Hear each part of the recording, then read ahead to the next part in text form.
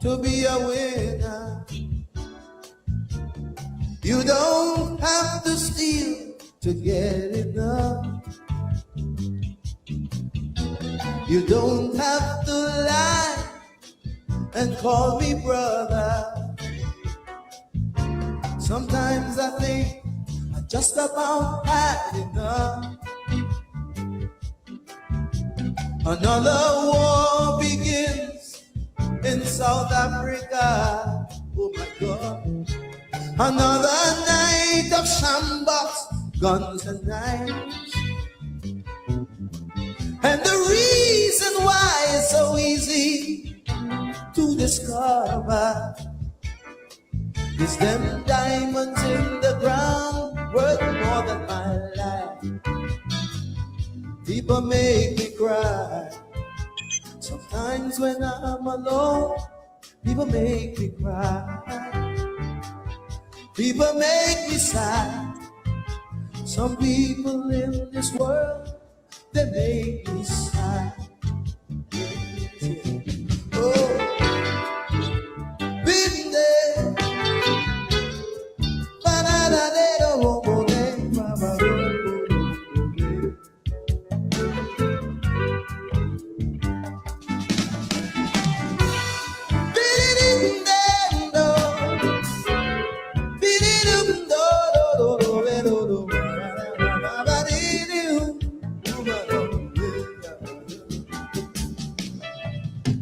Sometimes I think, take my life too serious. Yes, there are many things I still don't understand. But you can't say for me that I am not curious. And it would make me happy when we all make a stand. Yes. People make me cry. Sometimes when I'm alone, how I cry. People make me sad. Some people in this world, they make me sad. Hey!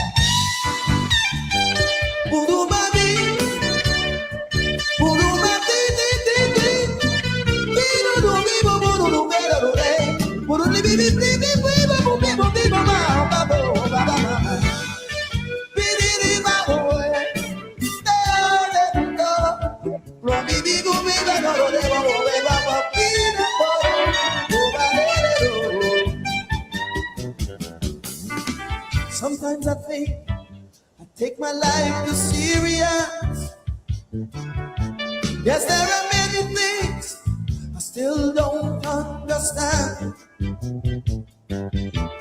But you can't say for me that I am not curious.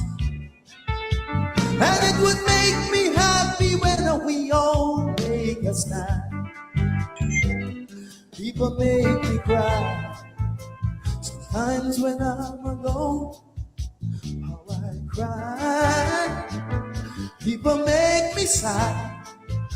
Some people in this world, they make me sad. I'll tell you why. Because you don't have to cheat to be a winner. No, no. You don't have to steal to get enough. You cannot take my life away and still call me brother. Sometimes I think I just about had enough. What? You take my home, you take my pride, you still want to use me? Oh, you're cutting my inside out like a knife. You cannot take it all away and still abuse me. It's them diamonds in the ground worth more than my life. People make me cry. Sometimes when I'm alone, how I cry. People make me sad. Some people in this world, they make me sad. People make me cry. Sometimes when I'm alone, how I cry. People make me sigh. Some people in this world they make me sigh. Oh, I don't hold me down the day. Oh, my day, hold me down the door. Make me sigh. Some people in this world they make me sigh. Oh, been there.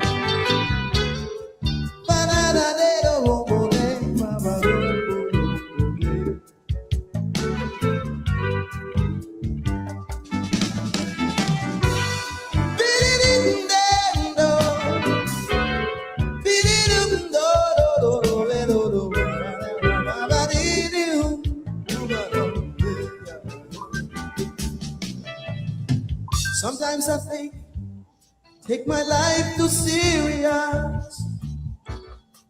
Yes, there are many things I still don't understand. But you can't say for me that I am not curious. And it would make me happy when we all make a stand. Yes. People make me cry. Sometimes when I'm alone, how I cry. People make me sigh. Some people in this world, they make me sigh.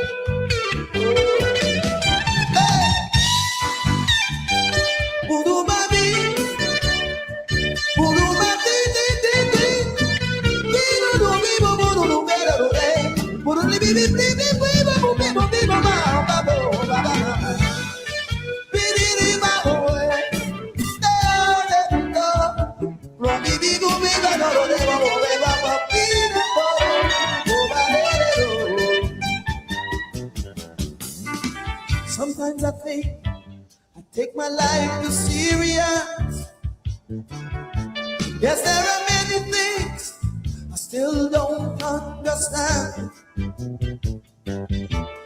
But you can't say for me that I am not curious.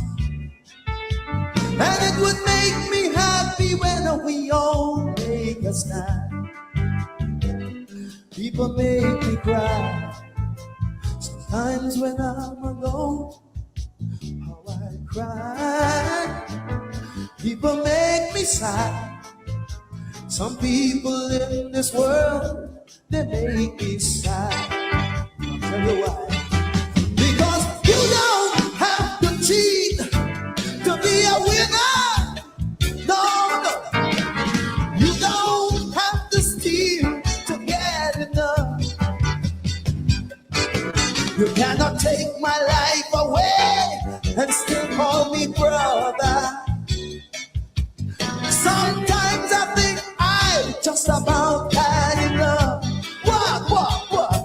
You take my home, you take my pride, you still want to use me? Oh, you're cutting my inside out like a knife. You cannot take it all away and still abuse me.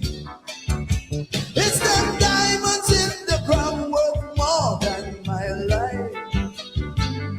People make me cry. Sometimes when I'm alone, how I cry. People make me sigh. Some people in this world, they make me sigh. People make me cry.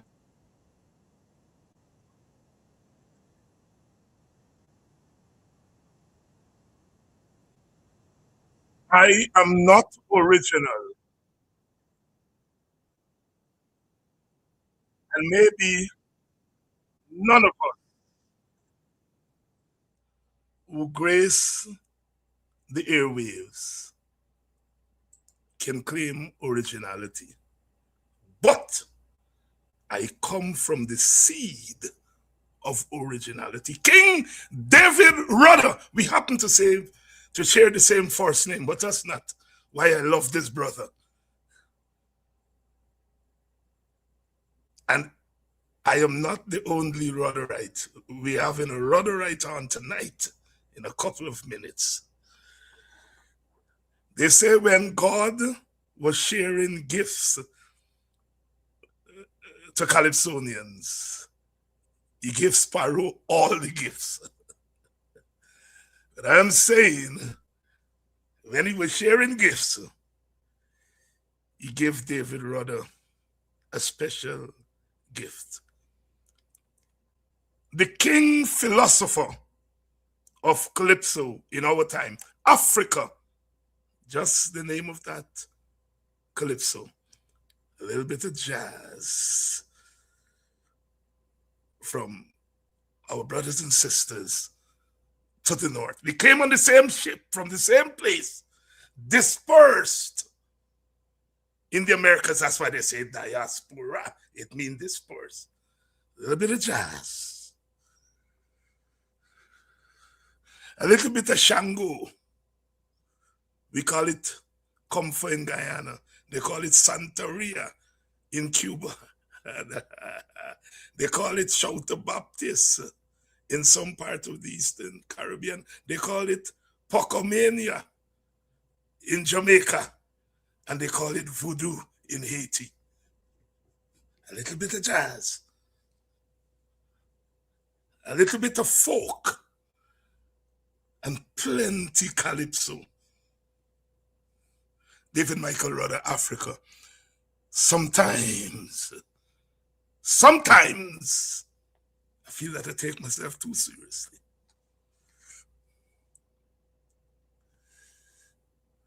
You want to kill me.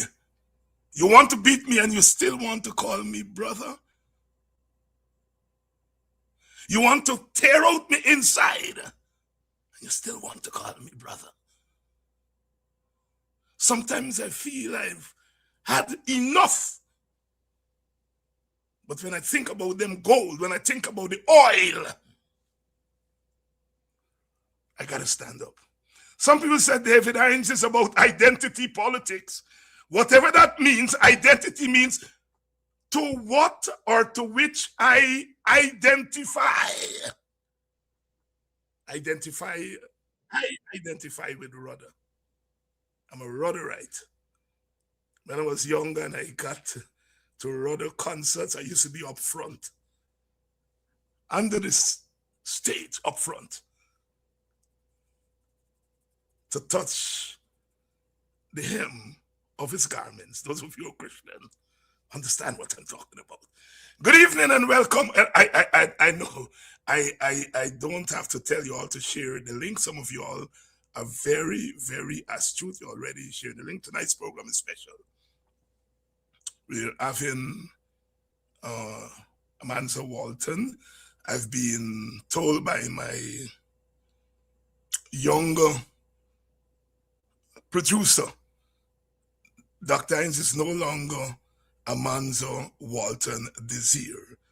She dropped Desir, and she's now Amanza Walton.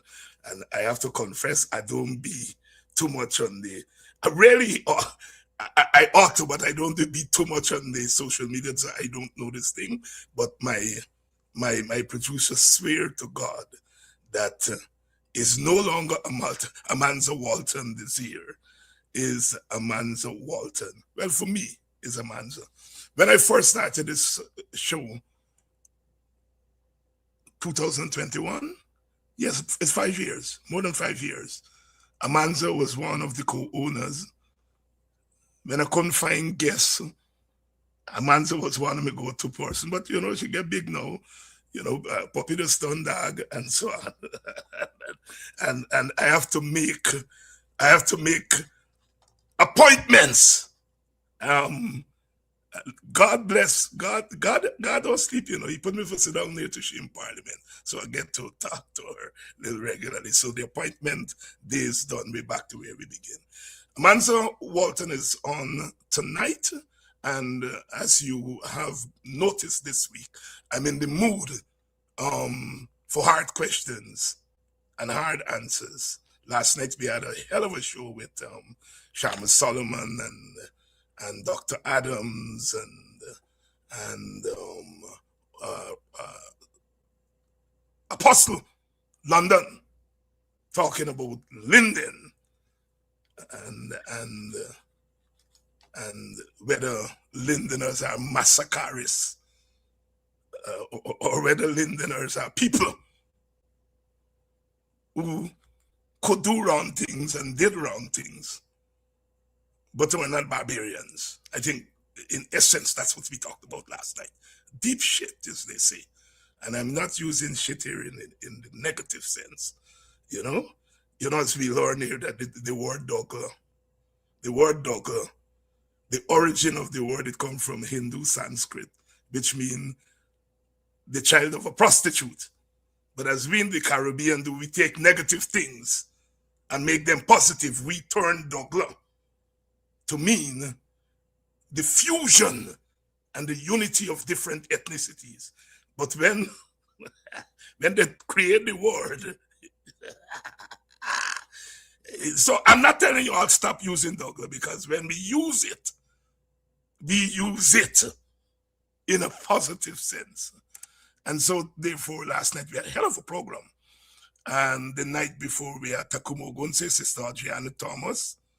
And before that, Vincent Alexander, which Vincent Alexander's program was widely covered in the conventional media because he dealt with the issue there of whether the current opposition leader has any authority or power under the law to recall current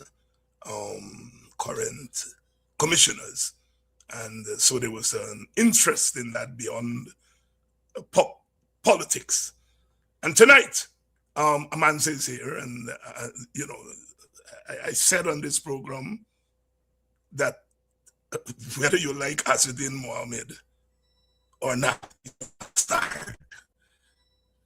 And I think Amanza is also a rock star.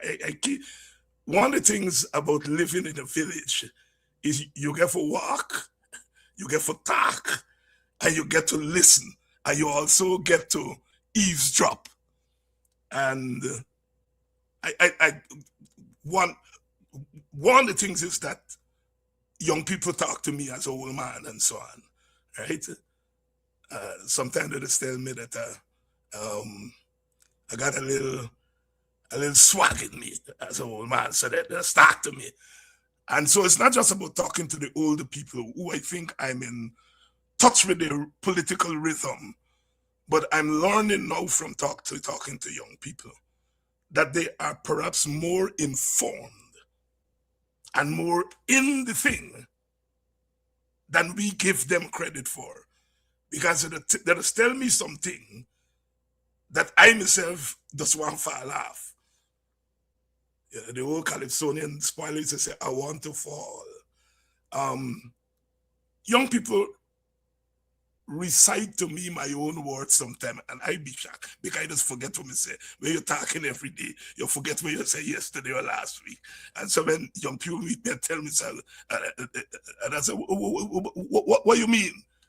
And they say it's not, you said it towards the night, and so on. And so in a sense, Amanza is a rock star. We have to deal with that phenomenon in our politics. I always said the first rock star in modern politics was David Granger. I remember when David Granger came on the scene. I mean, that brother was treated with a kind of royalty that I don't even think Burnham and Chagan got treated with. And I think he introduced, if you will, the rock star phenomenon in our politics. I'm not saying there weren't political rock stars before, but I think in the modern era, there is a thing. I mean, Brian Lara was our first millionaire cricketer. And people don't realize that. And so in many regards, he was the first rock star.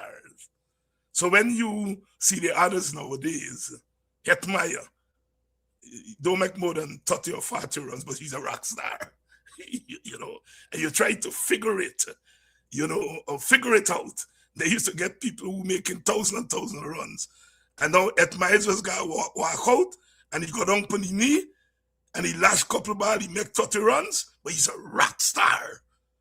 That's why when I meet you at the airport the other night, I said, bye, I am so age, and I look older than I am because of you. Because you're breaking my heart so many times. And if I get on a belt, I would have asked your coach permission for put some good lash on you. Yeah, of course, he has a sense of humor, and he laughed and promised to do better. He went on to the World Cup and did do better, although he's still making me put on a 2 months from age and every time he walked to the crease. Good evening and welcome to Politics 101. I think you all are ready for Amanza Walton. Amanza Walton. Amanza, is my producer correct? Or are they carrying tales out of school?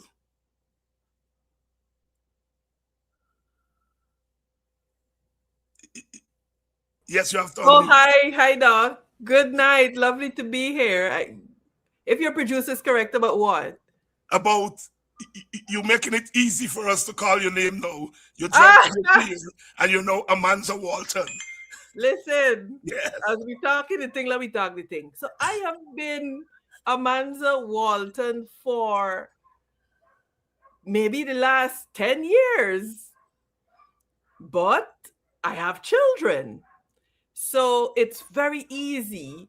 It's much easier when you have children and you travel together that you all have the same last name. So now that my children are adults, I am returning the name that Ovid Walton left for me. So anybody who knows me knows that this is not anything new or recent. Yeah. And the reason I'm laughing is that we Guyanese and Caribbean and perhaps poor people always have to fight up with this name story. People would remember when Gail Teixeira was half cussing me in Parliament. She said, David Osborne. Because I've had to change my surname when my mother sent for we in America. I see. You see? Yes. So she was Heinz. So when she sent for we, the white people said they gotta get the same. You see what I'm saying? All right. Good. So you can bear me out on this matter. Yeah. So there's a critical mass of people in Buxton who still call me Osborne. They haven't gotten used to the Heinz thing after almost 50 years. Because when I was a school boy, I was Osborne. When we done school, my mother sent for me, I got changed from Osborne to Heinz. So when Gail Teixeira knew me as a teenager, because she headed a drama group called Worker Stage, a PPP drama group. And me and 3 other brothers, brother Sir McGarrell, Sir brother Busty, I think the 3 of us, walk off the road from Buxton, went to Freedom House, and say, we hear you all get a drama group. We are dramatists from Buxton. We want to join it because we're interested in racial unity. And we were part of that group for almost 3 years. So, and that's how I first met Gail Teixeira, who is a very, very close friend, despite our political thing. And so when she was abusing me in Parliament the other day for straying from what I used to be, she said, in the days when I was Osborne, I was the PPP was palatable to me. But since it's turned Heinz, so I know the name story. No, but isn't there like a story behind that though, Dr. Heinz? Isn't there a deeper tale behind that? How we lose sight very often of the things that could bind us. Yes. Art, culture. And this is why I always am very pained because of the way we're losing our culture. Yeah. That is a singularly binding phenomenon that we don't make use of enough. And I know a lot of young people in drama groups, etc. And it is such a healing, mending thing that I worry that we lose sight of it. And for some reason, you and Gail could could mend over drama and art and so on. But then when we get to politics, there's something about it that is so divisive. Yes. So bereft of the human element. So bereft of the human element, Yes. and that need to come together and to operate. And then, earlier today I had, it's amazing that you talked about Rockstar. I was smiling because I was driving down the road and I drove in a pothole in a Durban street, very deep pothole. And of course, I'm upset because the road is flooded, so you don't know how deep the pothole is. And I started thinking about ministers and the role of ministers in government, and that maybe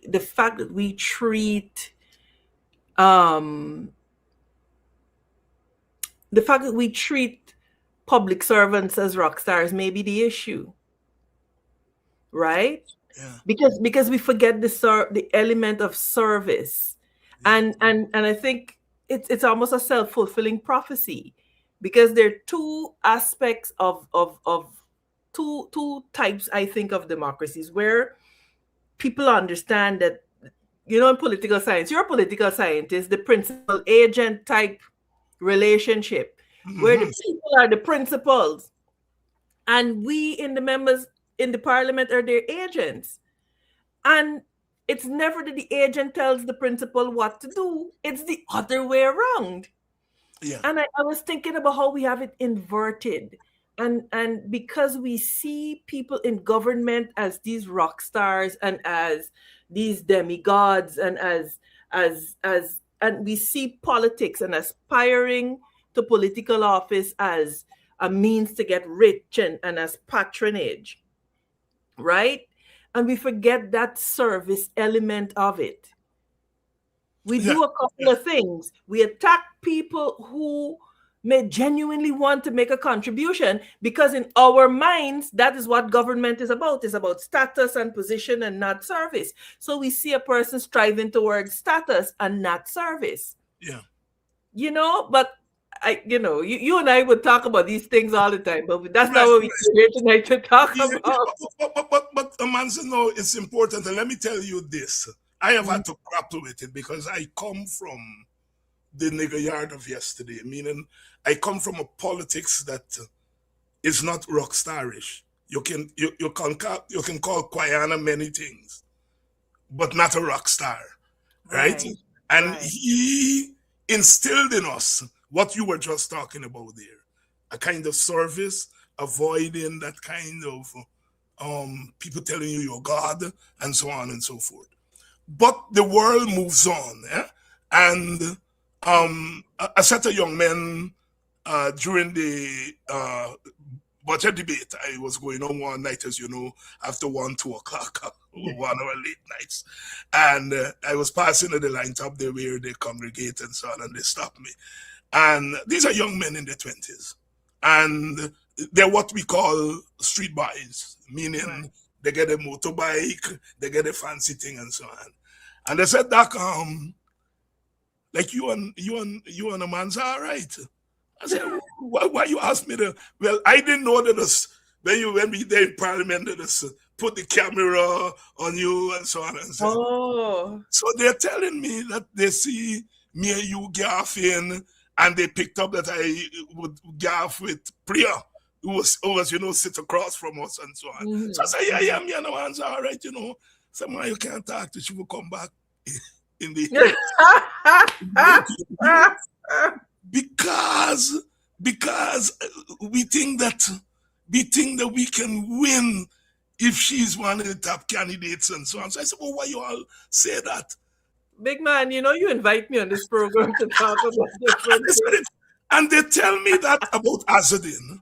And recently, they've been telling me it about Dexter Todd.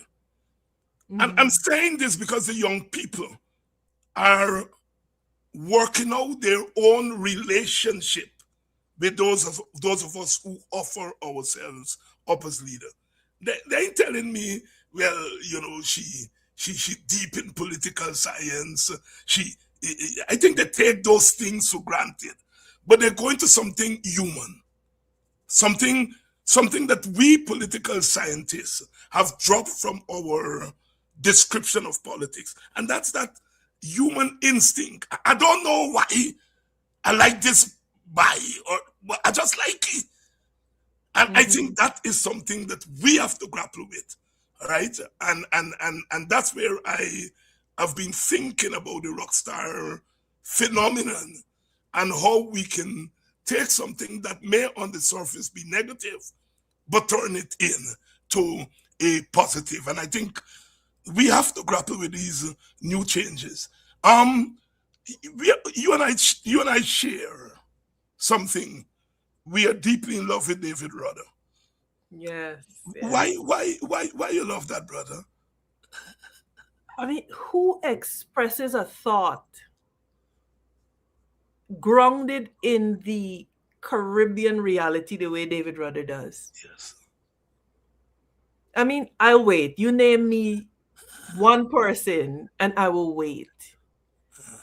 The yes, man has a utility of words. yes, And it's unlike anything I've ever seen, you know, and his pieces are always a tune of the time.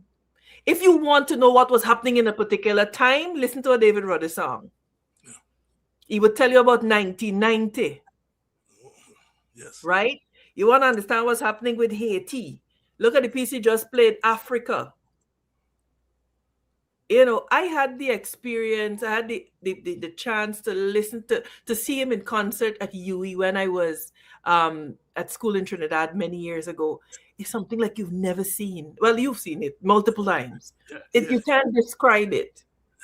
yeah, yeah, yeah, yeah, yeah, yeah. And that's what I'm talking. It is that thing that the words to A describe it certain as. je ne sais quoi. Yeah, yeah, But if the French have the word for it. yeah, yeah, yeah. Amanza, a lot has happened in the last year with you, as far as politics are concerned. Um, you were a leading member of the PNC as a parliamentarian and member of the Central Executive and so on.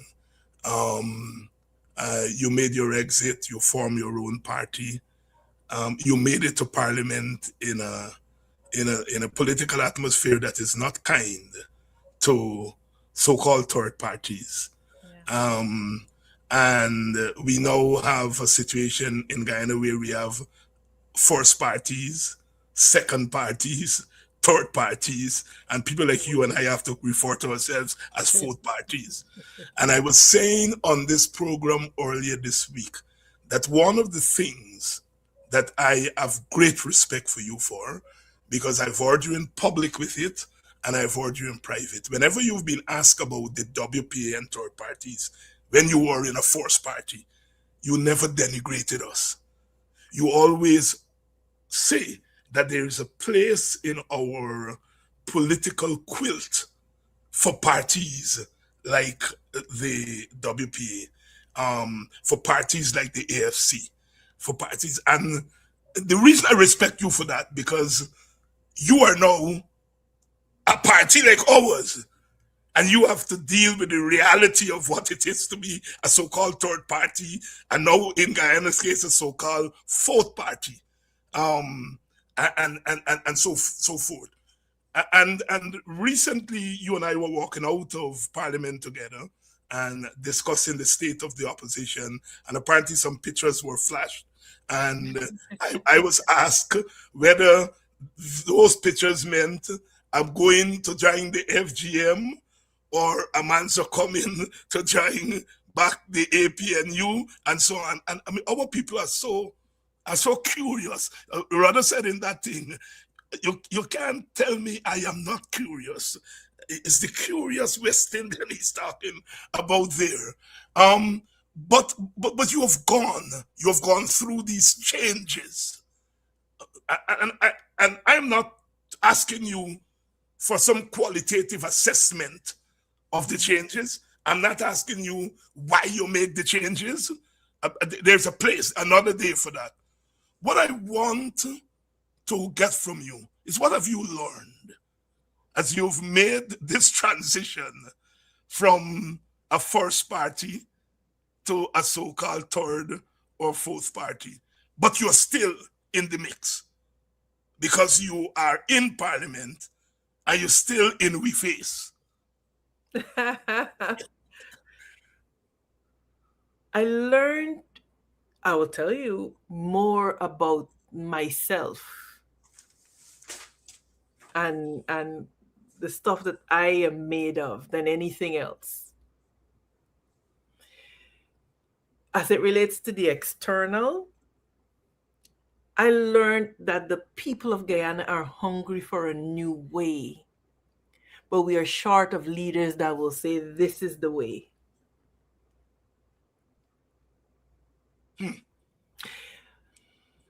The rise of parties like Forward Guyana Movement and WIN is not accidental. It's a response to a desire in the heart of Guyanese people.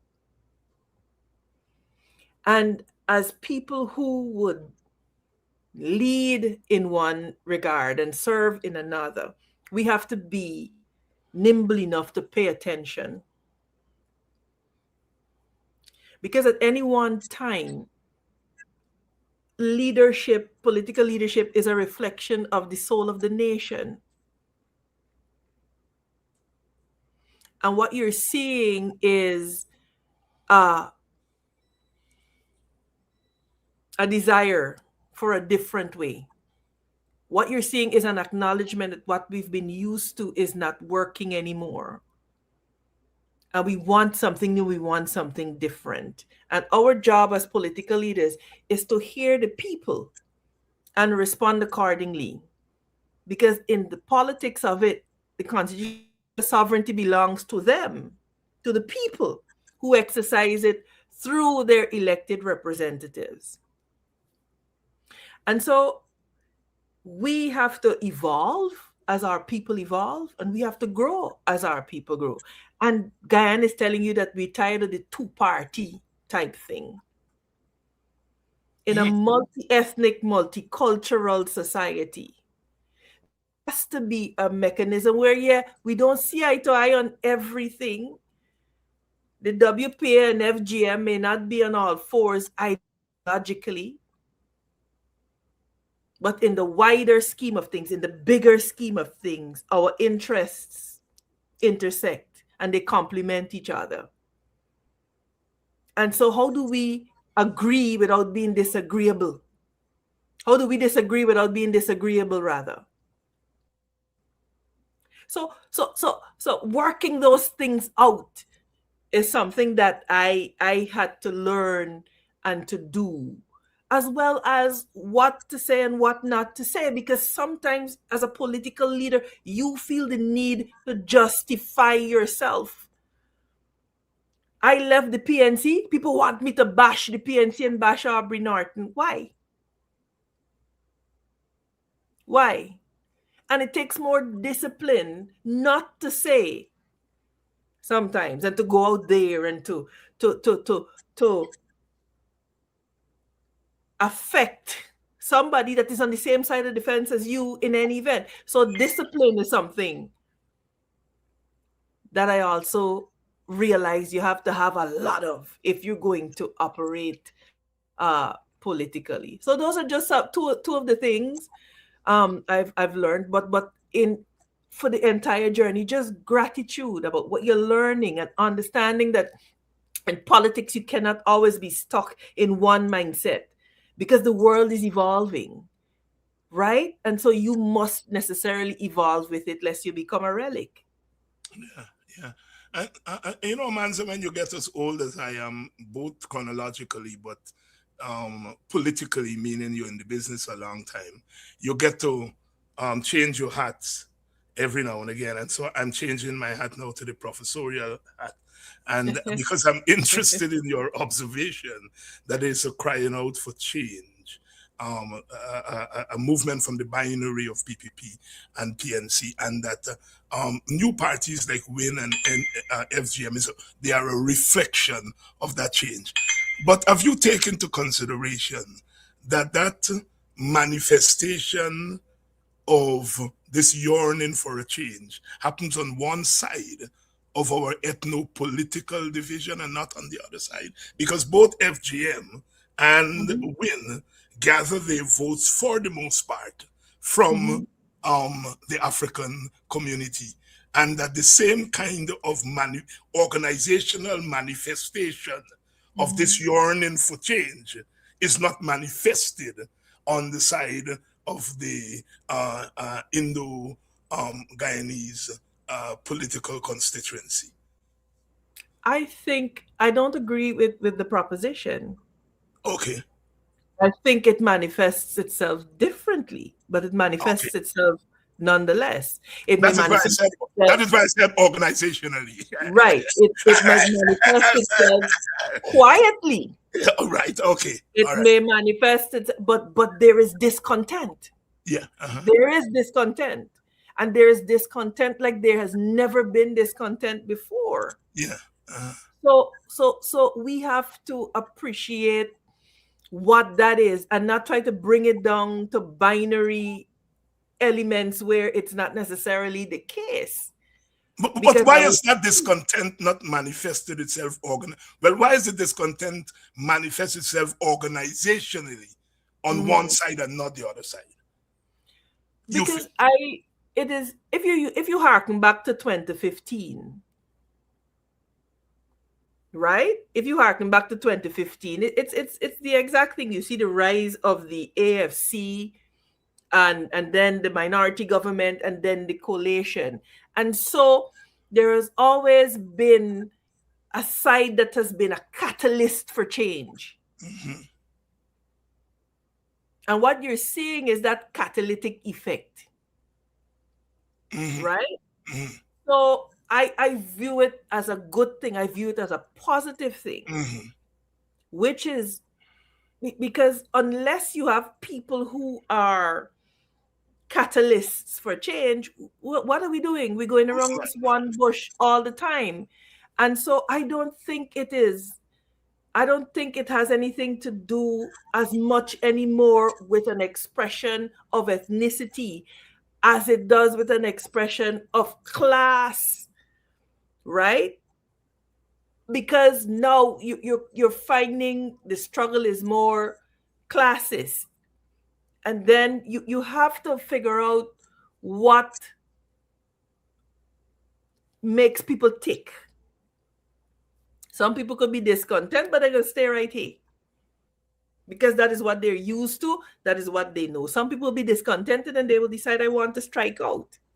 Yeah, yeah, I want to strike out on my own. I want to explore. I want to make a move to something different, better, in my opinion. So yeah, yeah, it's a deep sociological question, and in the context of Guyana, requires frank analysis.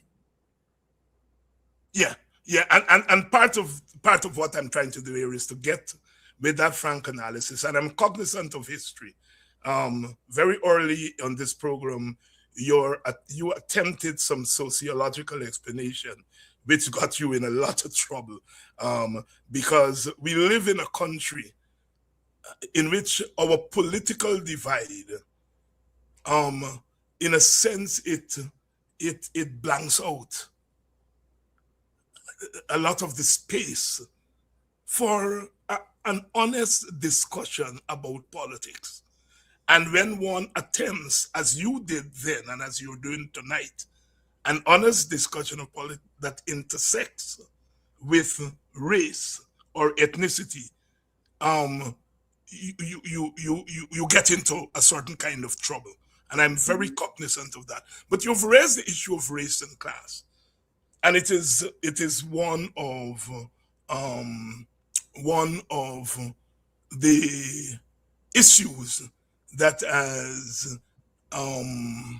really emanated from our long struggle of the poor and the powerless versus the powerful, but coming out of enslavement and the birth of race, the question of those who are racially not people and those who are racially people. And any serious thinker, any serious political activist in a place like Guyana has to deal with that question of race and class.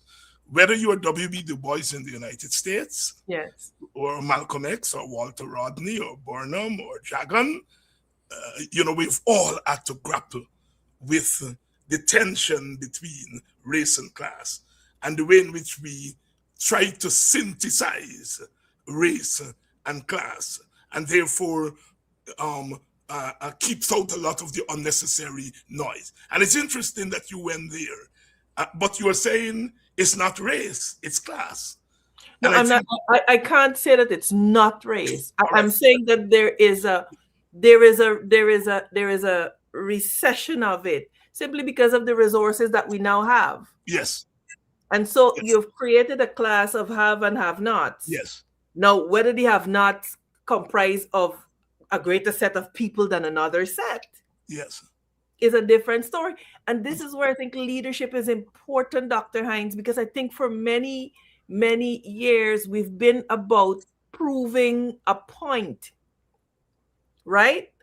And we've been consumed with being right in our viewpoint rather than being right, what is right for Guyana. There are a couple of things about us that will never change. We are a multi-ethnic, multicultural society. And that those are the facts. And we have suffered with a system of governance, a winner takes all system that is completely at odds with the nature of the society that we are. Now, the way I approach things, I decide what gets my energy. So there's a debate going on about race and so on and so forth. And yes, it has to be acknowledged. Yes, it is happening. But then what? This, for example, this thing about whether slavery and indentureship were alike and so on. These things will always persist and be with us. But there's a wider question of the political system within which all of us have to live and operate. And so for me, the issue is, and my energy, because energy is energy. My energy is I prefer to focus it on how do we create an electoral a governance structure that is responsive to the fact that we are multicultural and having our own cultural background, experiences, and conditioning, that we are of different ethnicities and all of that comes with it.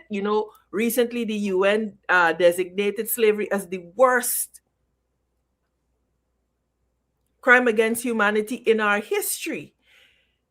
Science has shown that 400 years of oppression has had a direct impact on the DNA of people that look like me.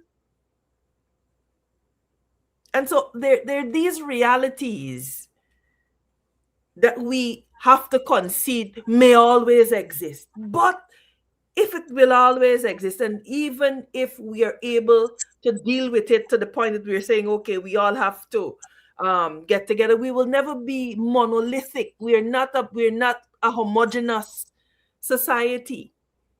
And then you have a situation where now the mixed population is growing fastest, which means people from different races can't be really bothered with this old binary of this or that. They're meeting, falling in love, having children, having families. and enlarging the population. So where do they fit in this binary? Sociologically, you're asking, because Sociologically, politically they fit. Black right? Douglas vote, Sociologically. And Black so, Douglas vote PNC, Indian Douglas, or what we call in the country, hard-haired Douglas vote PNC, and straight-haired Douglas vote PPP. So at the political level, Douglas don't change nothing. But you do agree, and I do agree I with you, don't. that sociologically, it Mhm. changes and it poses problems for the politics. It But poses yeah, problems for the politics. But yes, I have this, and people may say it's naive, and you know, the more experienced people want to say, oh, it's politically naive and whatever. But I have this urge in me that says that just maybe we could shift it away from the identity. Maybe if enough of us as leaders begin to shift it away from identity, not denying identity, but not making identity the basis on which we function politically, and we could start talking about issues, then maybe we could get this country to where it has to go. yeah, So yeah, people may say it is naive, people may say this, but I submit that every great change was birthed from a group of people who see something. The odds are against them and say, you know what, nevertheless, we got to persist. Nevertheless, we are going to try. And so not because I'm unaware that there are these tensions and you know, I see you had a very spirited discourse with Brother Ogonze and so on. Um, I'm not unaware that these exist. But man, where you put your energy is where you get results. And I am focusing my energy on making sure that we raise the consciousness of our people so that we begin to understand that one, we are deserving of a better country. If you're black, you're Indian, you're Amerindian, you're Chinese, you're deserving of a better Guyana. And anything that detracts or takes away from Guyana being a better Guyana, we have to shun. And racism and identity politics is something that has bedeviled us for the last 60 years. So, how long more are we going to encompass around that bush that has not yielded anything but kept us in conflict with each other and is now yeah, allowing yeah. other people to come in and reap the riches of our nation. Meanwhile, we are continuing to be embroiled in this thing down here. I have no interest in continuing to be embroiled in this thing down here. And if my life's work is to make sure that as long as I am here, that we're able to raise the consciousness, a guy needs to say, look up, pay attention, because got here on different boats, but we in here together now. Yeah, yeah, and your point is well taken that we all have different roles to play, and therefore there must be space for the various roles. I think my own view is that we have always approached at the formal level these issues of race, class, and gender. We have always opposed them. We have always approached them as separate constructs and not as constructs in which they are intersections. That gender intersects with race and race intersects with class. And I suppose your thesis, it is the intersection of race, gender, and class that the sweet spot may be to really, in a sense, tone down the divides and tone up the intersections. And I'm totally, let me just say, you're a student of history. I'm sure of that. I'm a student of history. The person who first put on the table a proposal for solving the winner-take-all system, which you have taken up, as you are saying, the person who put that as a man named Yusuf Kwayana, who at that time headed a black racial organization. The point I'm making here, that you can't be part of an identity politics, but identity politics don't mean that you're not a part of a politics of healing, right? So Kwayana was identity as in Asquare black, But he also was looking out for the country and says that, look, you have two ethnic groups here that are fighting each other. I belong to one. I'm an advocate for one. But I want a Guyana where all them live together. And so I am putting forward a joint premiership between the leaders of the African side and the Indian side. Well, of course, the Amerindians weren't part of the fighting up and killing up and so on, right? And I'm sure that's the reason he didn't include their leader as part of joint premiership. Here we are, 60 odd years later, grappling with Kwayana's thing. And Kwayana's thesis, in a sense, says, look, these are the political realities. We have a bunch of black people who saying they don't want to rule by Indians, and Indians who don't want to rule by black people. But we live in the same place. Yes. And that's what we're talking about here. So let me take you to the winner-take-all politics. And I'm walking. Before you go there, Dr. Hines, there's a point that has to be, I think you're making it, but we got to hammer it home. Because people believe that to advocate for the healing of this political divide, you have to abandon your identity. Right. I'm a black woman. I'm a black woman with locks. Right. You know? So and that is what I will be. Right. And I do not have to downplay that in order to make a contribution to the healing of the nation. In fact, it is me being who I am. It is my Indian brother being who he is and bringing all of that enriches this nation. And so I think that is something we have to push back against. That not because that it's not mutually exclusive. It's not at odds with each other to identify strongly as something, but also to be invested in the healing and reconciliation of those in your nation. Yes, and I'm very glad you made the point and not me. And here on the program tonight. Amanza, in 1961, Kwayana called for joint premiership. Jagan and Burnham said no. 2 years later, in 1963, Dr. Jagan put forward a proposal to Burnham. He said, we'll split the government in half. The PPP will take the prime ministership. The PNC will get the deputy prime ministership and the Ministry of Home Affairs and so on. So in a sense, he embraced the end to winner take all system. By which time Mr. Burnham had gotten a hint that the system was going to change from first past the post to PR. Mm-hmm. And so that he didn't need that construct to get into power. And you come to 1977, Jagan comes again with another proposal for a national patriotic front that includes the PNC and the PPP as running the country. Mr. Burnham said no. He said if the Mensheviks, if the Bolsheviks, meaning the majority in the Russian Revolution, are joined with the Mensheviks, the minority, there would be no Russian Revolution.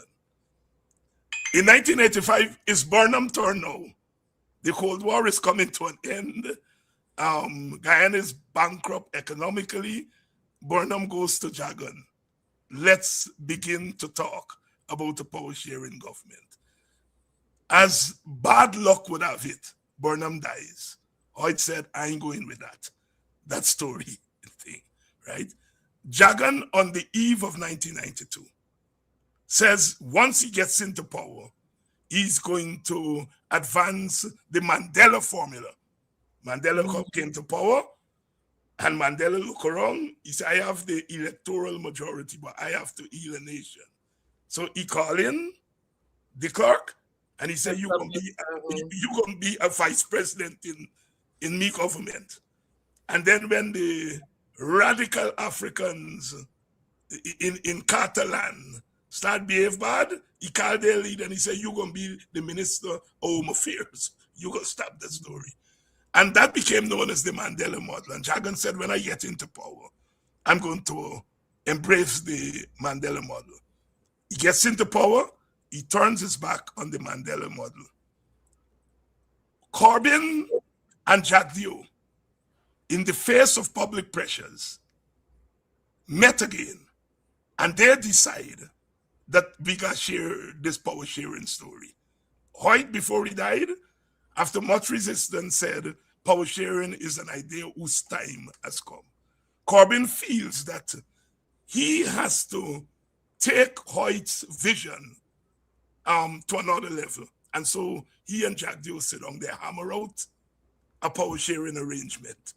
Jagdeo goes and he comes back and he said, deal off, right? They blame Janet Jagan for it, the stories. Now, I tell you that history to say that you and I are part of a longer tradition that has searched for a healing of the nation. And I am answering your question as to whether you're naive. No, you're not naive in believing that we can solve this thing. If you're naive, then Quayana was naive, and Jagan was naive, and Burnham was naive. And we know that they're not naive. So you are part of a long tradition.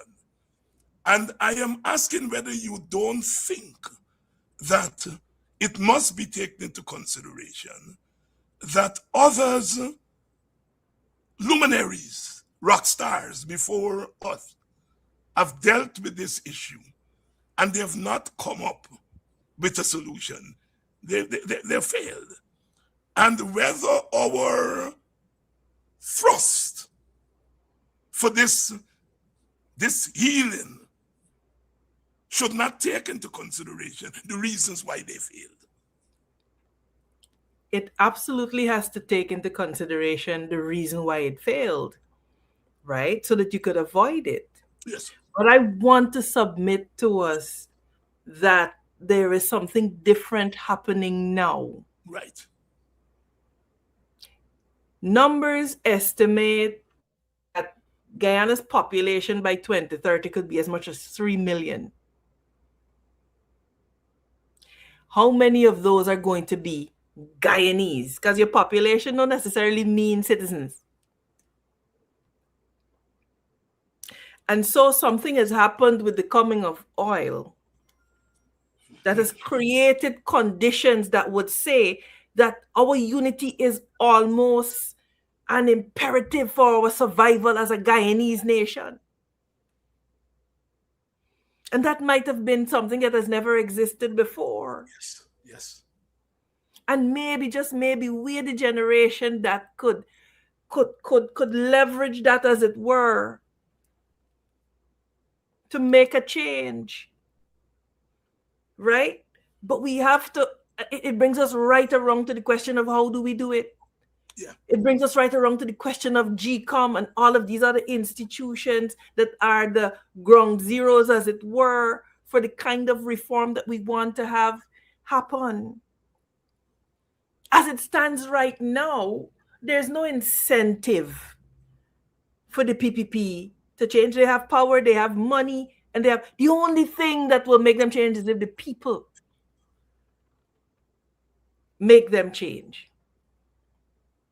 And for us to do that, we have got to begin to change our minds about how we perceive and our relationship to power. We have a crisis of civic imagination. We have a crisis of civic imagination. Amanza, I think you've made the distinguishing point between past approaches and the approach to the face and the question of oil. We're now a petrol state. And I want to take you to two places. Mm-hmm. The first place is we have two arguments that have been made in the public space in relation to oil. One argument is that we have to fight Exxon to get more for Guyana, to get a fair share, a fairer share. And the other argument is that what we are getting now, is it equitably distributed? along the lines of class, along the lines of gender, along the lines of race. The problem with the two, for me, the problem with the two arguments is that they're not intersecting. We have one argument over here, licking down Exxon every day, ring fencing, this fencing, that fencing. So we're talking about equitable distribution between Exxon and Guyana. And then we have over there, we're talking about equitable distribution along the lines of social class, along the lines of race, along the lines of gender. Where do you stand on that binary? On the issue of the distribution intra Guyana, I don't look, the statistics speak for themselves. 58% of Guyanese are living in poverty. So it is obvious by that very objective metric that the oil wealth is not flowing. As it relates to vis-a-vis the multinational corporations, I will say that, and I've said this, people are entitled to a return on their investment. I am in a time where this is what it is. This is the contract that we have. And so I have to, as an individual who operates in politics and as a political leader, focus on how am I, within these conditions that exist right now, get the best deal for my people and make sure that I don't repeat that mistake. So it looks like, okay, what are we doing with what we already have? Because again, it's about where you put your energy. Because we're already getting, and what are we doing with that? How are we auditing? How are we protecting the environment? We haven't even gotten to getting a larger share of the pie. Because what are you getting a larger share of the pie for the PPP to thief more and to be more corrupt and to spend more? We have to strengthen our ability to fetch the water. We got to patch up the holes in the basket. That looks like a strong auditing regime. It looks like a strong department to oversee the oil industry, not a 3-man commission with Jack Deo and two of his minions, a whole petroleum commission. It looks like building out the institutions that will give us the capacity to handle. If we can't be faithful with a little bit, we can't be faithful with plenty. We can't manage what is happening now. How are we closing the efficiency gap, Doc? We're getting $14 million a day, and it's being wasted because you have an efficiency gap of 42%. So for every dollar you spend, you're wasting 42 cents on it. What are we doing about that?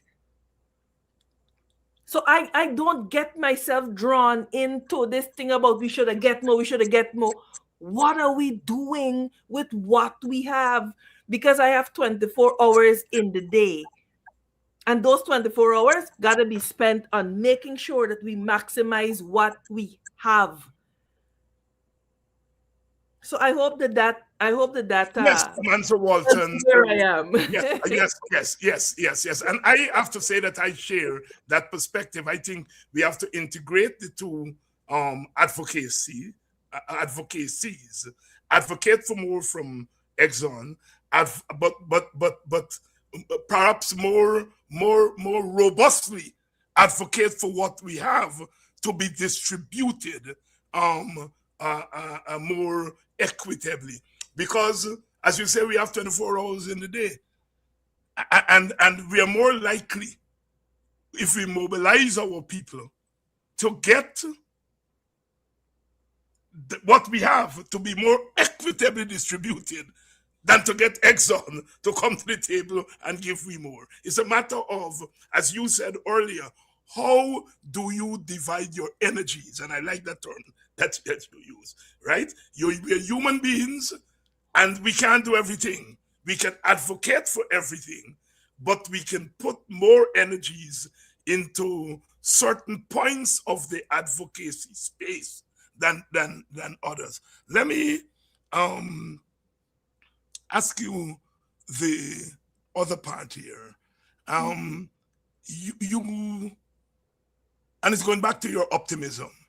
You said to me only recently, but I've heard you with it many times, you mentioned it, that if in your optimism for national unity, you made the point that if the WPA and the PNC could work out their historical differences, to quote you, there's hope for Guyana. Expand. Well, you did a fine job of highlighting exactly Brother Koyana's ideologies and we know of his history of standing up to both Bornham and Chedi on various occasions. But the lesson from that for me is this: you of the WPA had to be willing to come to the table. You had to be willing to talk. It's a non-starter if you stand there and say, you don't want to hear. There's not even the possibility of progress. And that is what keeps me inspired. We have to talk. And so there has been, find that the distance between the WPA and the PNC has not been that great, but there has been distance. And that distance was close only because people were willing to engage in conversation. And so that is what motivates me. Because Dr. Hines, you're a very strident individual when you get ready. And the fact that you willing to sit and to talk, I said, well, if Dr. Hines could, then maybe we could. We just could. And I have to be optimistic, Doc, or else you don't want to get up on the day and face the world if you don't if you can't have that optimism and that hope to keep you going. Amanza Walton here tonight. Our optimism is not just grounded in naivety, to use our term. I'm going to use another term. Our optimism is not just grounded in dreaming, and I'm talking about dreaming here in Dr. King's concept. I have a dream that one day, and that's Dr. King's optimism. Is grounded in that dream. But Dr. King's optimism was more than just a dream. He gave his young life to the struggle to turn the dream into reality. When he died at 38 years old, he had the heart of a 75-year-old. It's just testimony. Wow. Which is testimony to someone who dreamt but also worked to make that beloved community a reality. And here is Amanza Walton saying here tonight that it's grounded in a dream, but it's also grounded in a stark reality in our history, where two groups, two tendencies were at each other's throat. But at some point they talked, and they talked, and they talked. And so those of you who may want to say, well, she's dreaming, right? She made the point that it's not just an abstract dream, but a dream that is grounded in a small but significant part of our political journey.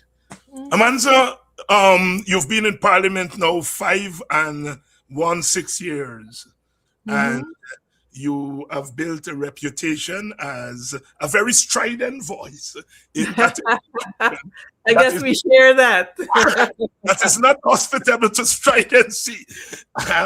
And recently, the issue of distribution of parliamentary committees came to the fore, and your party is the only party in the National Assembly. And I have to say there are 1, 2, 3, 4, 5 parties in the National Assembly, because the APNU is not a party, it's a coalition of Mhm. parties. And the APNU Mhm. delegation includes a WPA representative and 11 PNC representative. The WPA representative is represented through through the APNU in a parliamentary on a parliamentary committee. Yes. And your party is the only party that's not represented on a parliamentary committee. To the best of my knowledge, the APNU and the Win Party were amenable to work out an arrangement where you would be represented, would serve on a parliamentary committee, but that the government, or let me take that back. I want to be as accurate as possible. That the speaker, guided by the standing orders, ruled that you could not. And Mhm. back and forth over that, and people have been talking about the formula they use and all of that. And as a strident man, my thing is that the best formula is always the formula that will bring consensus.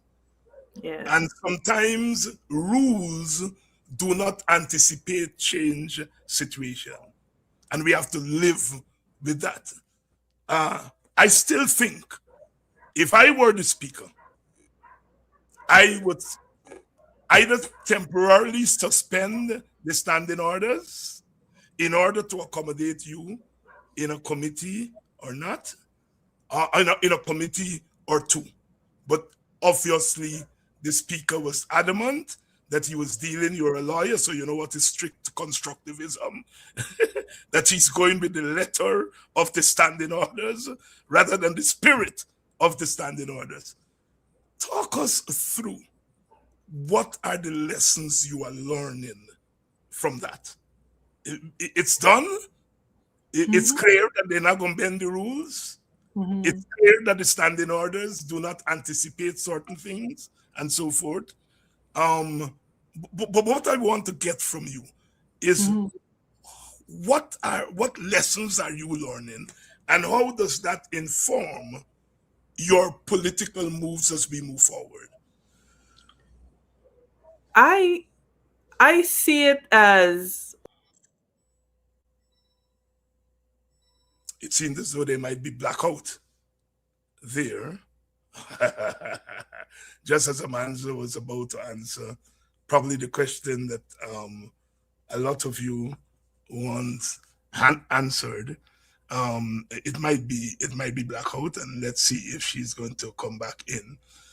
Good evening to all of you, and welcome to Politics 101. You're out in your numbers tonight, which shows that there is an appreciation for voices that are not necessarily grounded in a large party.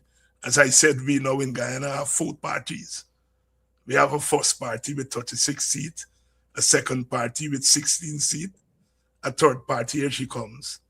Back. Here she is.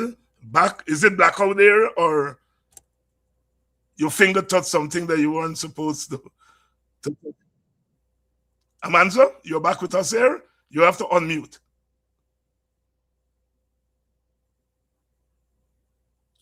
Yes, I think you're unmuted now.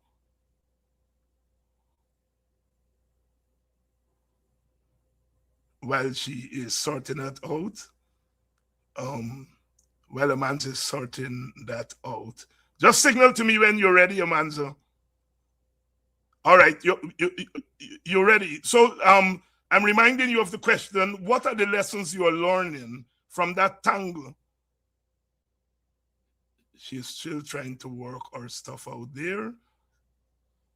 Um, had an old friend who used to say technology baffles.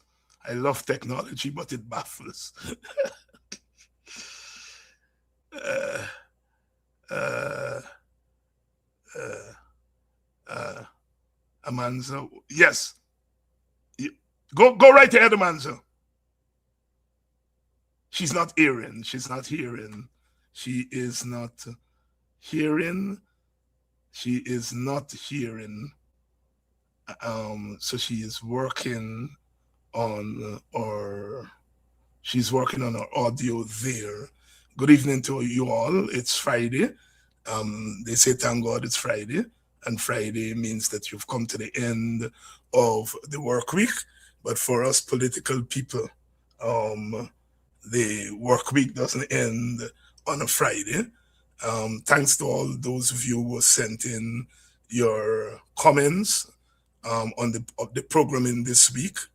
Next week, we will try to continue. On Tuesday, we are going to be having Dr. Terence Campbell and Ganesh Maipal, the leader and whip of the APNU delegation. So we're not leaving out anybody. We are trying to bring in our guests and to get back to where we were. Amanza is trying to get our audio. Yes, yes, yes. I think she's going to come in with audio for us to continue this interview. There's still a couple of questions that I have for Amanza Walton here this evening. Thanks to those of you who have sent in your contributions. And I have to gather the names so that I can thank you at least by your first name. Some people have continued to send in their donation, although we have not been soliciting the donations. And as I said, your donations are put to good use. We, as you know, we run a website, our pages. So we just don't do the program. We also do reports and news and post stuff from others. So we maintain a website, and you may have heard me use the term my producer. We do have a producer because, oh God, I can't carry the load now like long time. And so I've had to seek help, and these days you have to give people a stipend to help you and so on. And I have been getting help. So when you see the output on a daily basis from Politics 101, it is because of that help that we have been getting. Let me talk to Amanza and figure out how we will continue the interview. See, to discover is them diamonds in the ground worth more than my life. Hi, Amanza. People make me cry. Sometimes when I'm You're alone, backstage. All right. people make me cry. People make me All right. sad. Some people in this world, they make me sad. Oh, been there.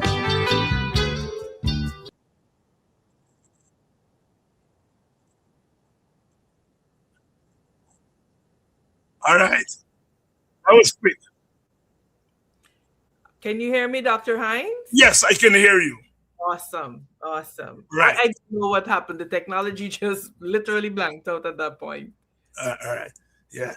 All right, Amanza. I think when we blanked out, I was asking you about what happened with the distribution of seats in Parliament. First of all, do you think the system is fair? Does the system need reform? How do you propose to reform the system, and what lessons you learned? For me, I saw it as, and this is where I think this is where my journey is different, Dr. Hines.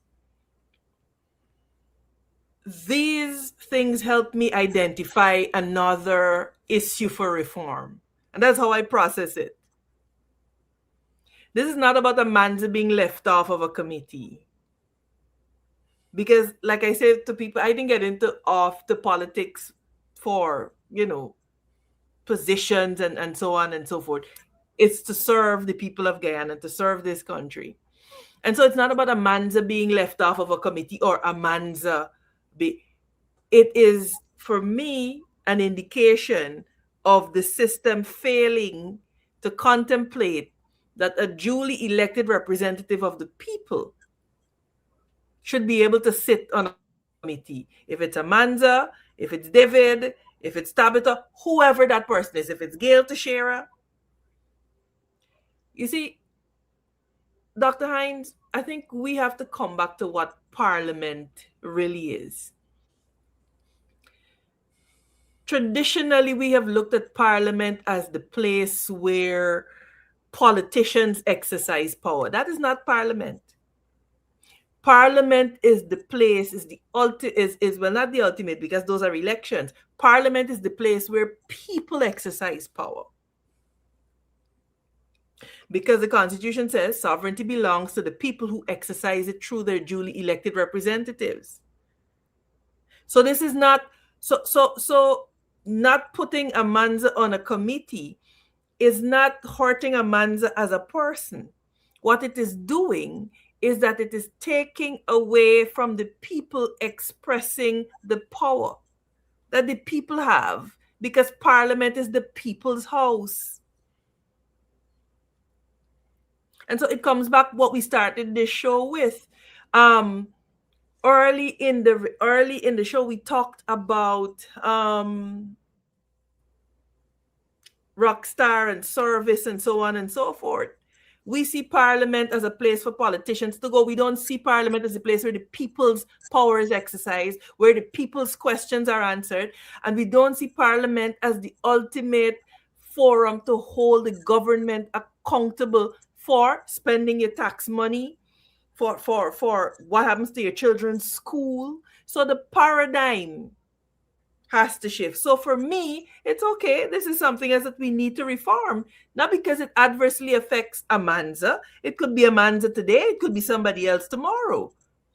And all that is doing is quelling the voice of the people.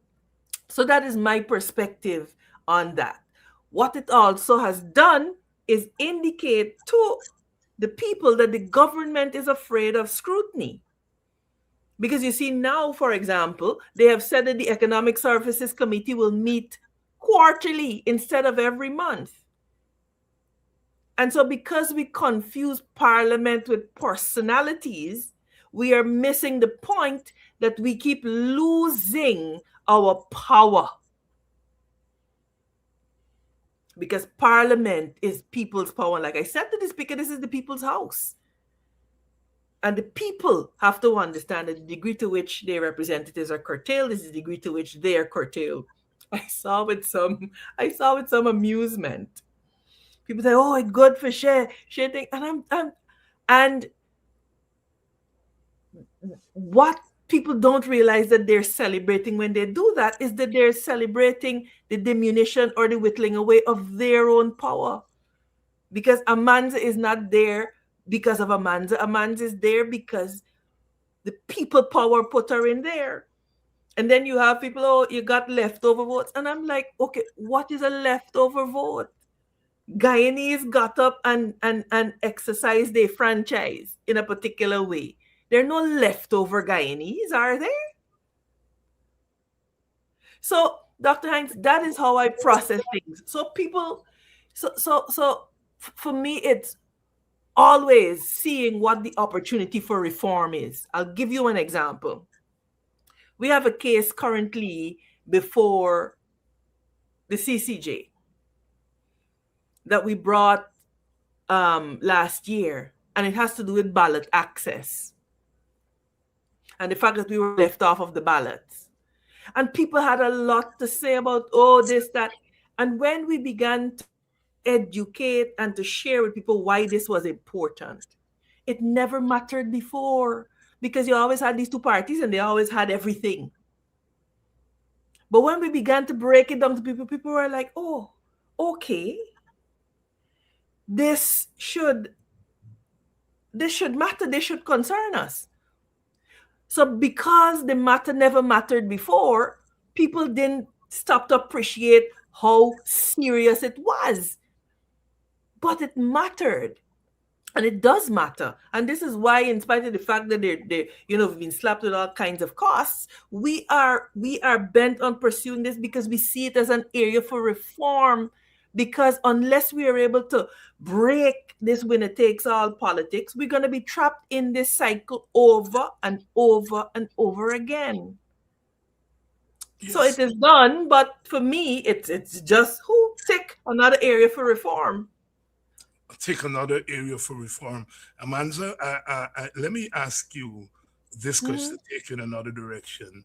We have had a change in the political architecture, as you heard me. We used to talk about third parties, now we have to talk about fourth parties, Both, because yeah. we have had a change by virtue of how people voted at the last election. And one Mhm. of the consequences of that change is that there is a conversation, a serious Mhm. conversation about the composition of GCOM, Mhm. certainly on the composition of the opposition nominated members the of GCOM. And there are two arguments. One is that a new opposition leader gets the right to determine who the opposition nominees are. The other side of that argument, Vincent Alexander was here Monday night, Tuesday night, I think, and he argued that the commissioners are officers, constitutional officers, and not representatives of political parties. So if a new major opposition political party comes into power, that should not affect the representatives on the DCOM who are nominated by the opposition, that the role of the opposition leader kicks in if there is a vacancy in what is a permanent commission, so that if somebody resigns, let's say one of the three commissioners resigns or, God forbid, becomes incapacitated, then the opposition leader, the present opposition leader, gets to spearhead the process by which that vacancy is filled. I know you have uttered some views on the issue. I know you have gone as far as to suggest a nominee from your party because the opposition leader has to consult with other members of the parliamentary opposition, and you're saying, I think Pastor London is your nominee. You've also um, questioned the opposition leader's wisdom in nominating three members of his defense team in the extradition case. So you have been front and center of the issue. First, my question to you: where do you come down? Do you come down on the argument that a new opposition leader has the right to recall the nominees and replace them with quote unquote his nominees, or are you on the side that the commission is permanent and a change in the opposition leader does not mean automatic change of the nominees? Where you stand? I'm on neither side. I am on the side that resolves this impasse in the interest of the people. And I made my point very, very clear because the leader of the opposition wrote to us, myself and Mr. Norton, and stated what his position was. And in my response, I was clear. I'm not coming down on the side that they should stay, they should go. I am interested in what the moment offers us in the interests of the people of Guyana. And because the two positions are contentious and there is not a settled constitutional position on it, is why I have decided that I will utilize my energies to how we resolve the impasse. What is true? What is true is that there are two opposing constitutional interpretation. What is true is that there is a new leader of the opposition that 110,000 people have voted for. What is true is that you have 3 serving commissioners that have a lot of institutional memory and know-how. All of those things are true at the same time. What is also true is that the opposition representation on the commission has not had the opportunity for renewal for how many? For almost a decade now. Whilst the PPP has renewed their opposition and has built capacity times over, whether who resigned, whether who passed away. So those are facts. And they're facts that leave the people in the lurch, as it were. Because this war happening on one side of the divide, you talked about that earlier. Yeah. This is opposition against opposition. And that does not serve the people that we were elected to represent, which is why I said that in the face of constitutional uncertainty, we still figuring out what it says. One body says it says A, one body says it says B. Usually when that happens, you end up in court. Yes. So what you're going to have is the opposition carrying the opposition to court. To court. For demoralizing our supporters. And I want it to be made clear because I see people talking a bundle of nonsense, but why not call for Claudette Singh to go? I'm going to address that. But I am concerned with the opportunity that the moment offers us. And it offers us the opportunity to show and to demonstrate that even though we are from different political parties, we can sit around the table and we can discuss matters. And that is why I have offered a compromise vision. You got 3 political parties, one person gets a nominee, and you move on and you represent the people. One from APNU, one from WIN, one from Forward Guyana Movement. Because listen, if you got 40 seats in the National Assembly, it's 3 commissioners you get in. It doesn't exceed that. If you got 20 seats, it's still 3 seats the opposition has to have on GCOM. So why not strike a compromise that best reflects the composition of the opposition, that everybody feels represented and included, and we move on to shake up this system so that we could get electoral reform that we badly need in this country. That is within the control of the opposition. We can call for Claudette Singh to move from now till tomorrow morning on until she resigns, or Irfan tells she to go home and she is replaced. That is not within our power. What is within our power is how the opposition utilizes this moment for renewal. That is what we can control. And that is where my focus is. And this is why I said, APNU get 1. You retain one of the commissioners that were put there by APNU because they have significant institutional memory. APNU gets 1. WIN gets 1. Forward Guyana gets 1. And we move on with the business of the people. So there is where I stand. Amanza Walton Desir. Desir. Amanza Walton. That's fine. Amanza. I tell people my name is Amanza. Amanza. Amanza's fine. Amanza here tonight, giving us some of the reasoning behind some of the positions that she has taken and reported in the media.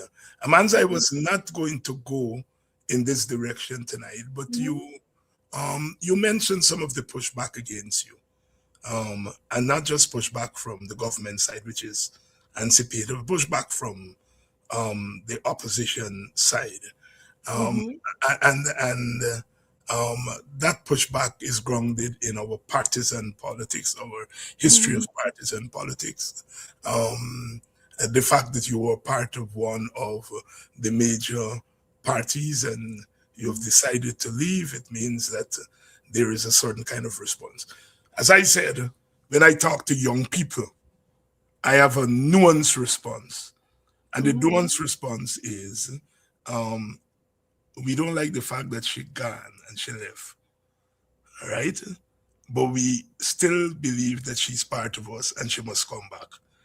And as political people, we have to, you know, try to decipher what is being told to us, because there's a message behind the words there.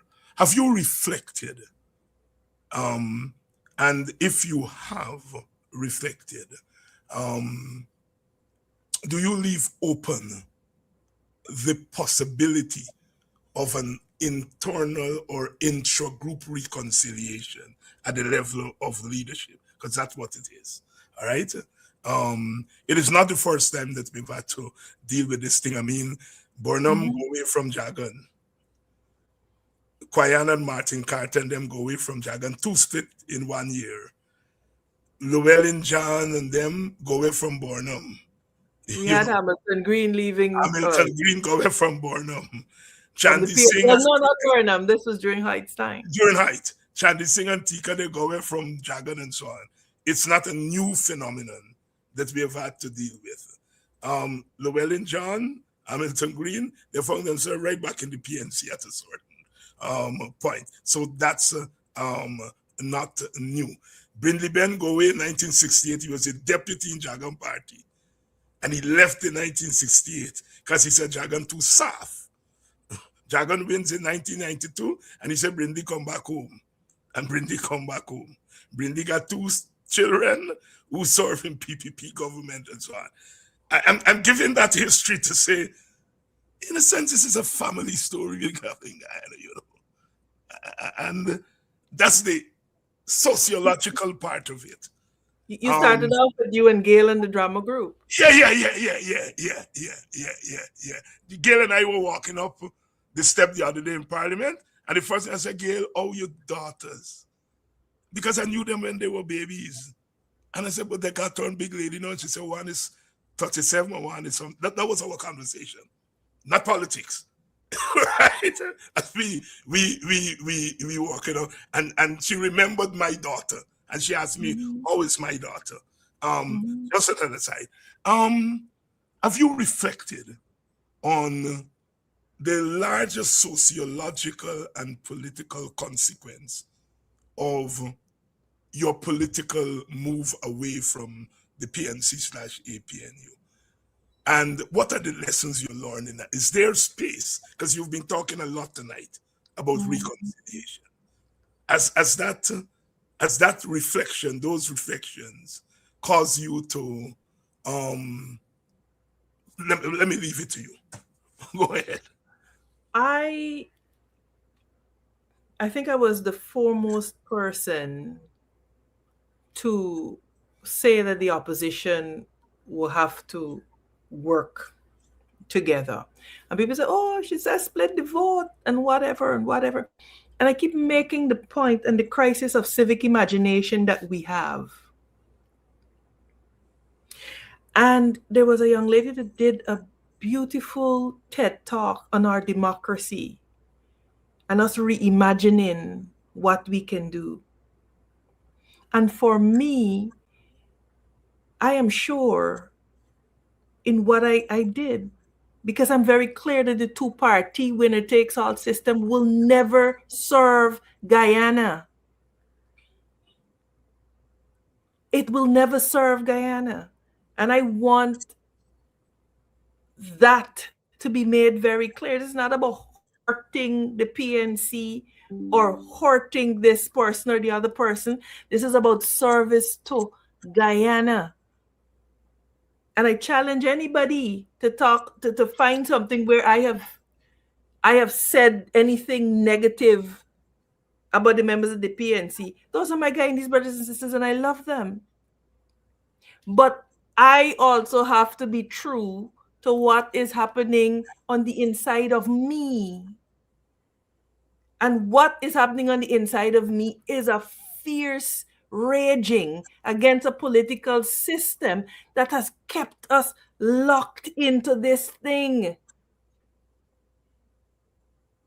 And not because I leave to make sure that that voice is amplified means that there is no room for talking and cooperating. Burnham gave Jagan tactical support and so on at some points along the You mean, journey. yeah, Jagan give critical support to Burnham. Jagan gave critical support is the word that I'm looking for. Thank Yeah. you for that. Right? And so people talk about people being hurt, etc. Because what have I done? Have I gone to the PPP? No, I have not. Say that again. My fight is against the PPP. It's not against APNU and PNC. Ideologically, I do not believe that there is paramountcy of party and all of that. Paramountcy is paramountcy of Guyana, and I make no apologies for it. None whatsoever. And if the only thing that I am able to impart in this political journey is that we got to be true and dedicate our energies towards the happiness and prosperity of Guyana, then so be it. I have no apologies to make for it, and I want that to be made clear. So for me, it is about how do we break this political system that says that you got to be under one of these two giants to make an impact on the political landscape of Guyana. I reject that. And a lot of people are having difficulties because people like to put you in a box, and you make people uncomfortable when they can't put you in a box. And so Mansa, you have your mother. Yes. Let me go down here. Your mama Yes. and your daddy. Right. Rhoda talks about Trinity to the My bone. uncle, my Right. grandmother, all of them Or PNC to the bone. were PNC to the bone. How do you balance that with this independent position that you have taken?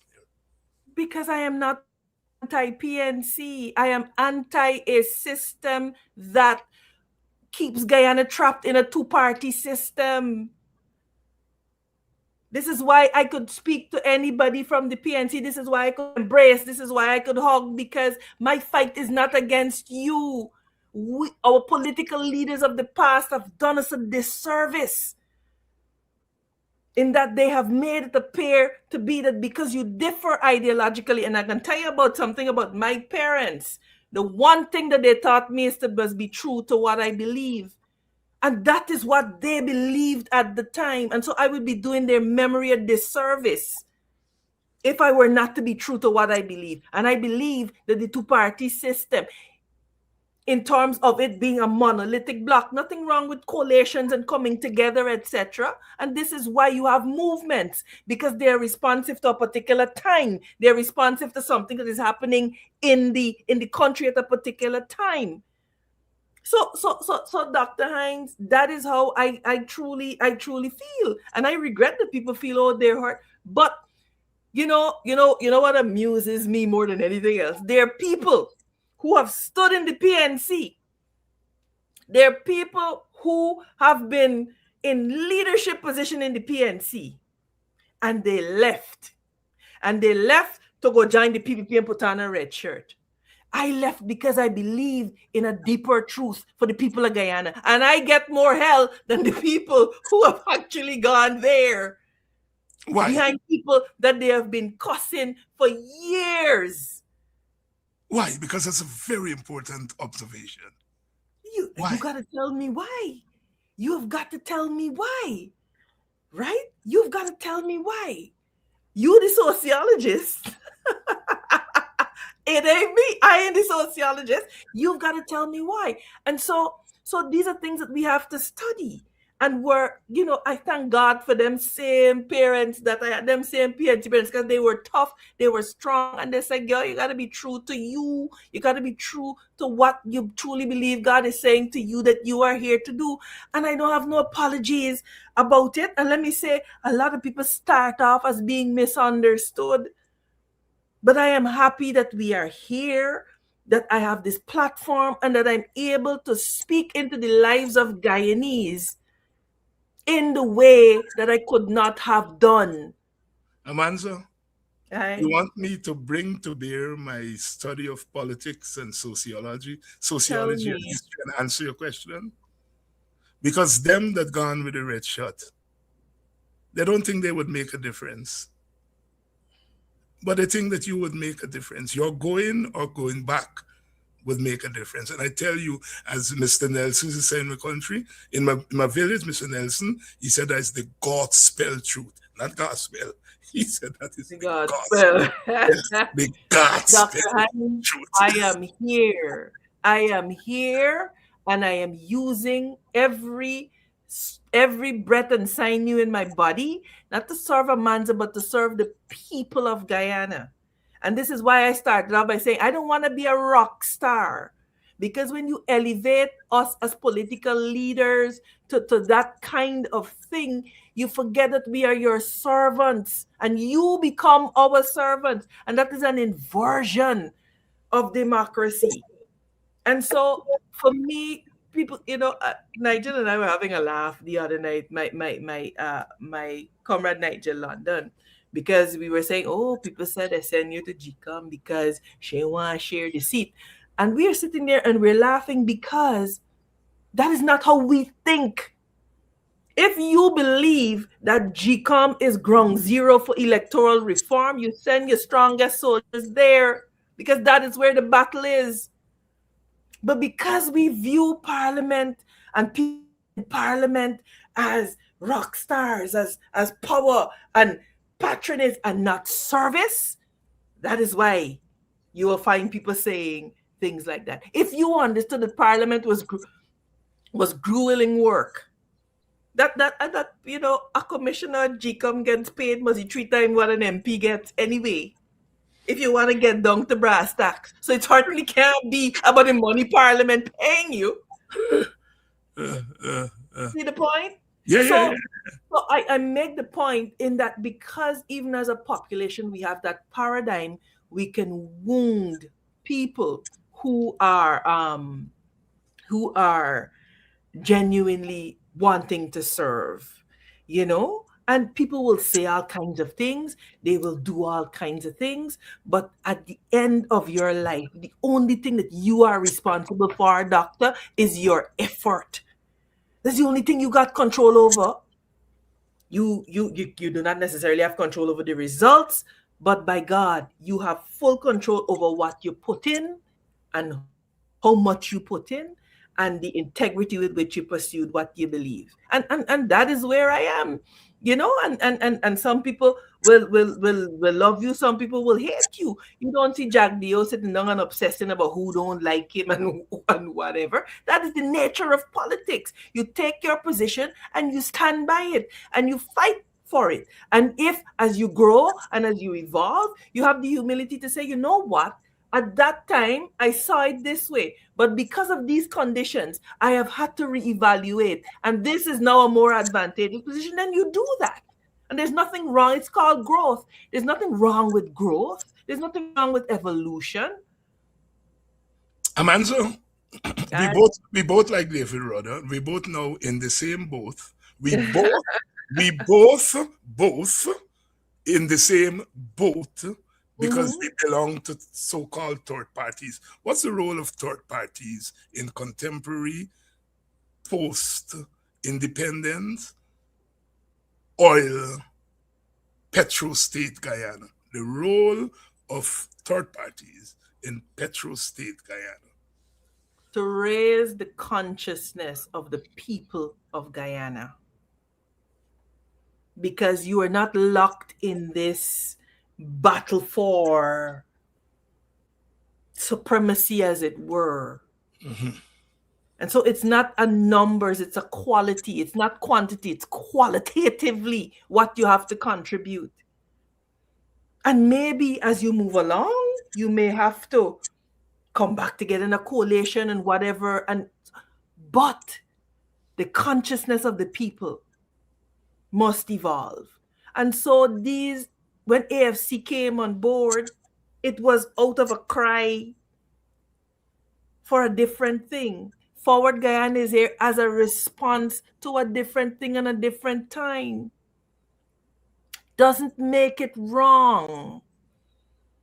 And particularly because you don't see them compromising with who I truly believe is the bane of the existence of the people of Guyana, which is the leadership of the PPP, not even the PPP supporters, but that cabal in Freedom House.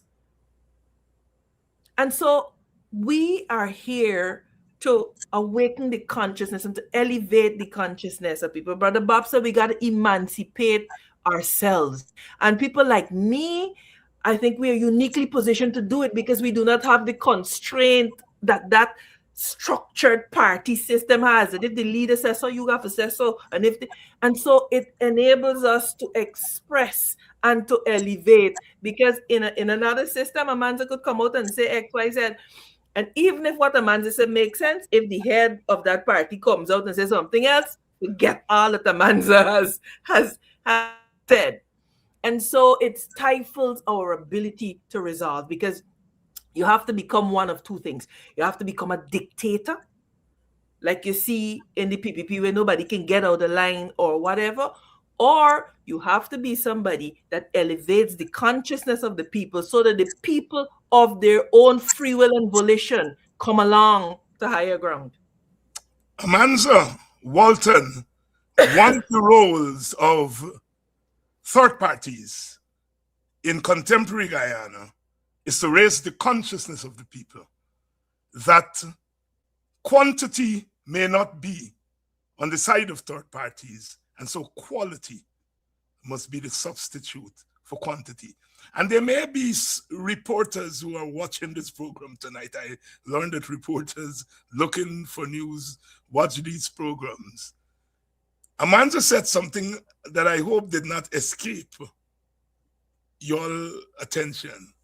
She said that maybe we got to come back together in a coalition.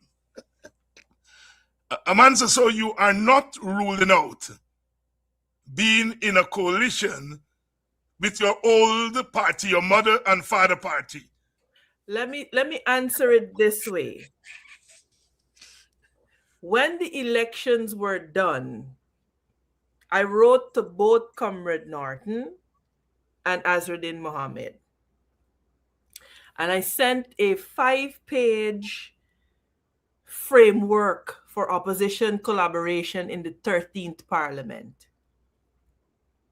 Because elections are one thing.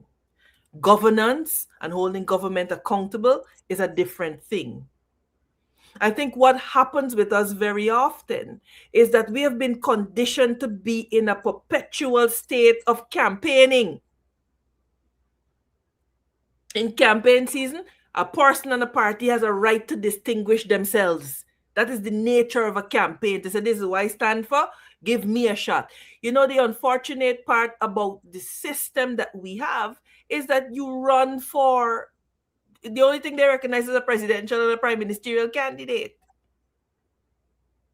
Right? Yes.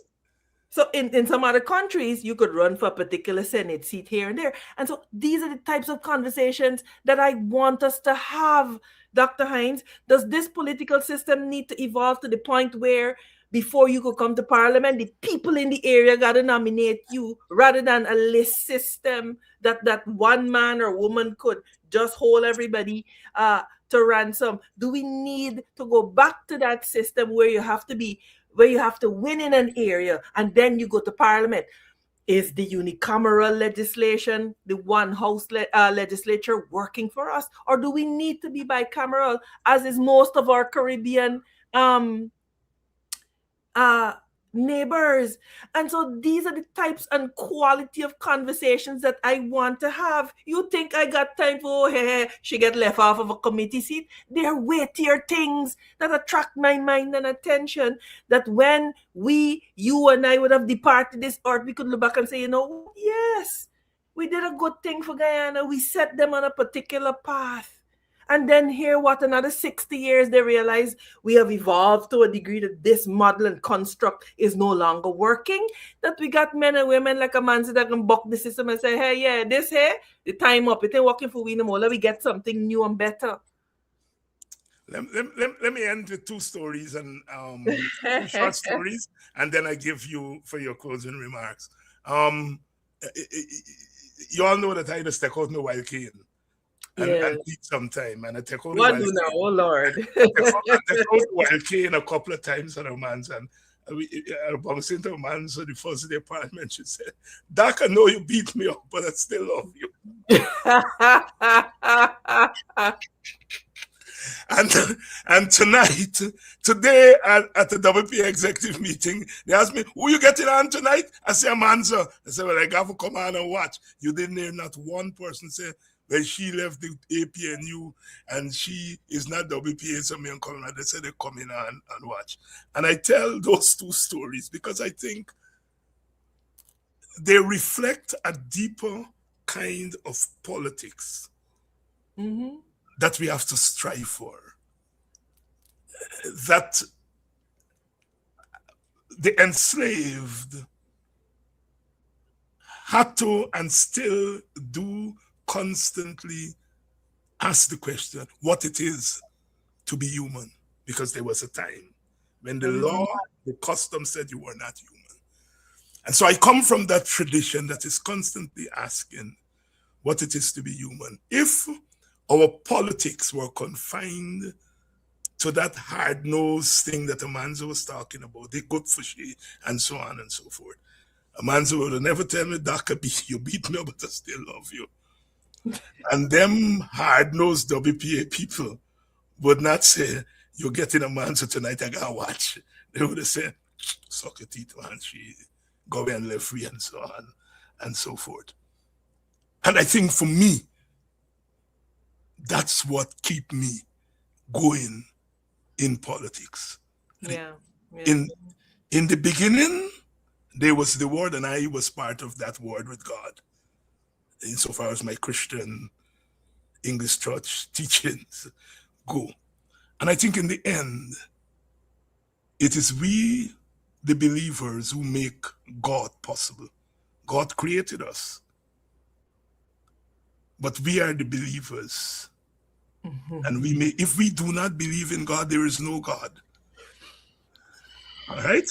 And so I just want to put that element there. I know sometimes I rub even my supporters the wrong way. When I call Jack Dio, brother Jack Dio, they just cuss me nasty. At times when you always calling these people, they won't kill you, they ain't get time for you, not their brother. And I gonna take the blows. But where I come from, a brother is a brother. There's blood brother, and then there is the brother in the larger cosmos. I am still hoping that my activism can make Jack Dio a brother.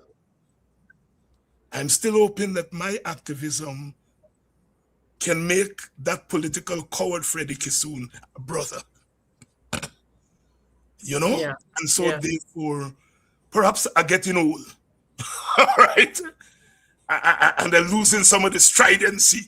Because sometimes the logic of where you go, you know, Amanza, you set a strident example, and your supporters expect you to be strident 24 hours in a day.